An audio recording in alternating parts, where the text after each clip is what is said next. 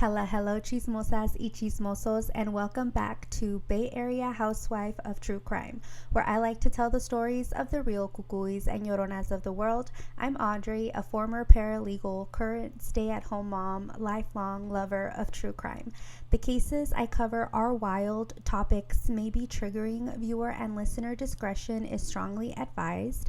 The people mentioned are innocent until proven guilty in court. With all that being said, grab your hot Cheetos and let's get started on today's case. The media dubbed this man the Trailside Killer. I like to call scums like him real-life cucuys, aka a real-life monster. His name is David Carpenter, and he liked to murder women on hiking trails in Northern California between 1979 and 1981. David wasn't always a serial killer and rapist, but there were signs. David Joseph Carpenter was born on May 6, 1930 in San Francisco, California. He was reportedly neglected by an alcoholic dad and a partially disabled mom who was allegedly, quote, overly domineering, unquote. David had a speech impediment, a stutter, that experts and psychologists believe was most likely due to his toxic childhood, stress, not feeling safe as a child, and low self-esteem. He was bullied due to his stutter, and rather than sending him to therapy, his mom thought piano lessons would do the trick. Growing up, he liked to torture animals and was a little bit of a pyro, aka liked to set fires on purpose. By 17, he was detained at the California Youth Authority for sexually abusing two of his little cousins. After he got out of the California Youth Authority, he got married in 1955 and had 3 children. During his free life, he worked various jobs such as a salesman, a cruise ship worker, and a printer.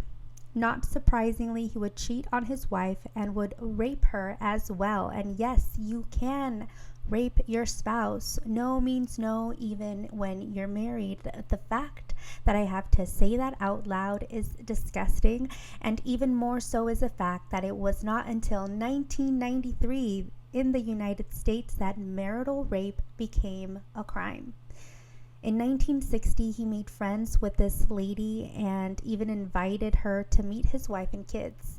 After he felt that she was comfortable around him, one day he picked her up from her job and drove her to the Presidio, where he pretended to be lost and then proceeded to attack her. He tied her up and got on top of her with a knife in hand. Her cries for help were thankfully heard by an angel of a police officer who ran to her rescue. David shot the officer, and as more than a fair result, the officer shot back. David was arrested, convicted, and served time for attempted murder. For this offense, he was sentenced to 14 years but was released in less than 9 in 1969. Shortly after his release, his wife divorced him, and within a year, he was remarried. On February 3rd of 1970, he was arrested in Modesto, California, after he tried to hit a woman's car, forcing her out of it, and then proceeded to try and rape her as well. She managed to get away, but he stabbed her, but she was able to get away and get help. While at Calaveras County Jail, he and 4 other inmates broke free somehow, and after the FBI captured him and them, he was sentenced to an additional 7 years on top of the kidnapping and robbery charges, plus 2 more for violating his parole.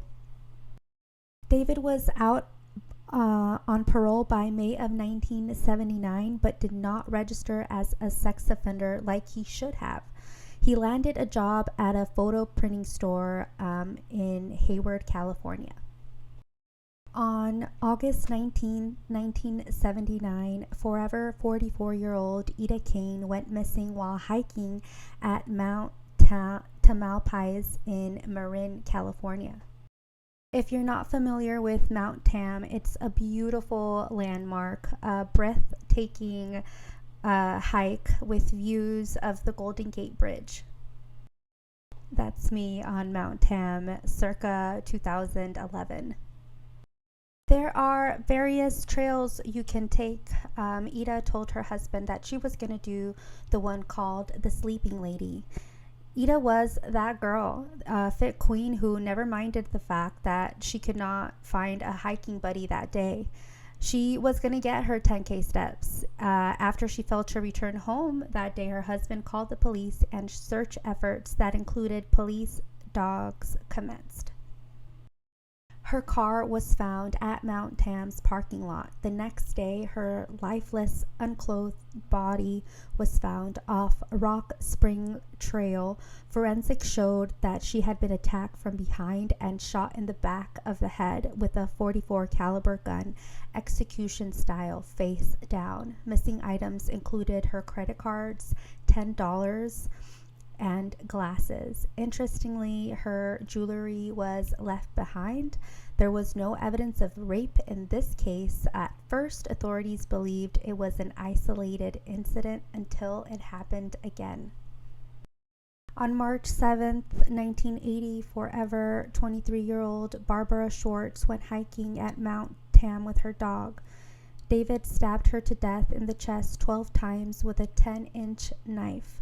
Stupidly, a reporter touched the knife after it was found near the crime scene, thus contaminating it and left it unable to get properly fingerprinted analysis. Someone who watched the entire disaster thankfully saw something and said something as she ran to get help by notifying the park rangers. Other witnesses reported to have seen a man wearing glasses and a raincoat on that sunny day. That was important because prison-issued glasses were found by Barbara's dead body.